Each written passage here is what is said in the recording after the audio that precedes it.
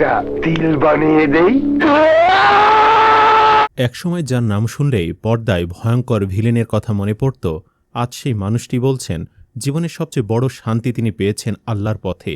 প্রায় ৭০০ সিনেমায় অভিনয় করা ঢাকাই চলচ্চিত্রের পরিচিত মুখ ইলিয়াস কোবরা এখন আর ক্যামেরা, শুটিং বা সিনেমার সেটে নেই। তাহলে কোথায় আছেন? জানা গেছে গ্রামের বাড়িতে কৃষিকাজ, গরু ছাগল পালন আর ইবাদত নিয়েই কেটে যাচ্ছে তার দিন। কিন্তু হঠাৎ কেন এমন বদলে গেল তার জীবন? অভিনয় আর ফিরতে চান না কেন? আর তাবলিগে গিয়ে এমন কি ঘটেছিল যে মানুষ তাকে ঘিরে পুরো মসজিদ ভরে ফেলেছিল? বিস্তারিত জানার আগে চ্যানেলটি সাবস্ক্রাইব করে নিন। বাংলা চলচ্চিত্রের দর্শকদের কাছে ইলিয়াস কোবরা এক পরিচিত নাম। দীর্ঘ ক্যারিয়ারে অসংখ্য সিনেমায় খলনায়কের চরিত্রে অভিনয় করে নিজের আলাদা পরিচয় তৈরি করেছিলেন তিনি।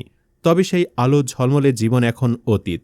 সম্প্রতি চ্যানেল 24কে দেওয়া এক সাক্ষাৎকারে নিজের বর্তমান জীবন, সংসার এবং ধর্মীয় অনুভূতির নানা দিক তুলে ধরেছেন এই অভিনেতা। ইলিয়াস কোবরা স্পষ্ট ভাষায় জানিয়েছেন, অভিনয়ে ফেরার আর কোনো পরিকল্পনা তার নেই। তিনি বলেন, এখন আর আগের মতো সিনেমার পরিবেশ নেই, তাই ইচ্ছা থাকলেও অভিনয় ফিরবেন না, আর ফিরতেও চান না। বর্তমানে তিনি গ্রামের বাড়িতে সময় কাটান। কৃষিকাজে এখন তার প্রধান ব্যস্ততা। তার রয়েছে পানির বরজ, পেঁপের বাগান, কয়েকটি গরু এবং প্রায় ২০টি ছাগল। এসব দেখাশোনা করেই চলে তার দৈনন্দিন জীবন। সংসারের দায়িত্ব নিয়েও এখন তিনি অনেকটা নিশ্চিন্ত, কারণ তার ৩ ছেলে প্রতিষ্ঠিত।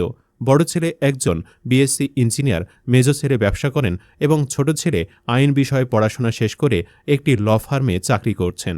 সাক্ষাৎকারে নিজের ধর্মীয় জীবনের একটি স্মৃতিও তুলে ধরেন ইলিয়াস কোবরা।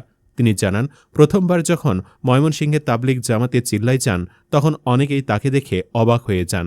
দাড়ি রাখার কারণে প্রথমে অনেকে চিনতে পারেননি, তবে পরিচয় জানার পর পরিস্থিতি একেবারেই বদলে যায়। তার ভাষায়, তিনি একদিন নামাজ পড়তে মসজিদে ঢুকতে মানুষজন ইলিয়াস কোবরা, ইলিয়াস কোবরা বলতে শুরু করেন।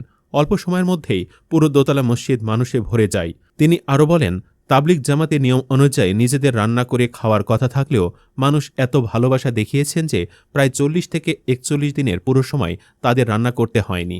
এলাকাবাসী ও ভক্তরাই প্রতিদিন খাবারের ব্যবস্থা করে দিয়েছেন। এই ভালোবাসার কথা বলতে গিয়ে তিনি আবেগও প্রকাশ করেন। জীবনের বর্তমান অধ্যায় নিয়ে কথা বলতে গিয়ে ইলিয়াস কোবরা বলেন, মানুষের জীবন খুবই অস্থায়ী। আজ হোক বা কাল একদিন সবাইকে পৃথিবী ছেড়ে চলে যেতে হবে। আর এই সত্যটা উপলব্ধি করার পর তিনি এখন আগের চেয়ে অনেক বেশি শান্তি অনুভব করেন। সবশেষে তিনি নিজের অতীতের কথাও স্বীকার করেন।